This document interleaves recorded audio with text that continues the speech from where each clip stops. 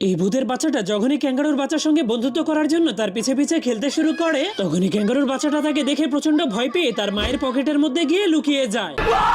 এই জন্য সেই ক্যাঙ্গারুর মাও সেই ভূতের বাচ্চাটাকে দেখে অনেক ভয় পেয়ে সেখান থেকে পালিয়ে যায়। এই জন্য সেই ভূতের বাচ্চাটার সঙ্গে কেউ বন্ধুত্ব না করার কারণে ভূতের বাচ্চাটা অনেক মন খারাপ করে আত্মহত্যা করার জন্য নিজের গলার সঙ্গে পাথর বেঁধে নদীর মধ্যে ঝাঁপ দিয়ে দেয়। কিন্তু সে ভূত হওয়ার কারণে পানির নিচে গিয়েও মরতে পারছিল না। তখনই পানির নিচে একটা মেয়ে মাছ লিপস্টিক লাগিয়ে সেই ভূতের বাচ্চাটাকে পটানোর জন্য চলে আসে। वाओ क्या लड़का है। তখন সেই ভূতের বাচ্চাটারও সেই মাছটাকে পছন্দ হয়ে গেলে তারা দুজন মিলে মাছেদের মেলাতে ঘোরার জন্য চলে যায়। তখন তার অনেক বড় একটা তিমি মাছের পিঠে চড়ে সেটাকে ট্রেনের মতো ব্যবহার করে যেতে শুরু করে দেয়। তখন সেই মেলাতে হাজার হাজার মাছেদের বাচ্চারাও ঘুরতে এসেছিল।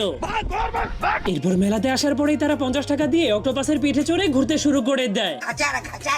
এরপর তারা দুজন একসঙ্গে মিলে মুলার জুসও খেতে শুরু করে দেয়। কিন্তু তখনই হঠাৎ করে দুজন জেলে এসে নদীতে জাল ফেলে সেই ভূতের গার্লফ্রেন্ড মাছটাকে ধরে ফেলে। পরে তাদের সঙ্গে কি হবে তা দেখতে চাইলে কমেন্টে পার্ট 2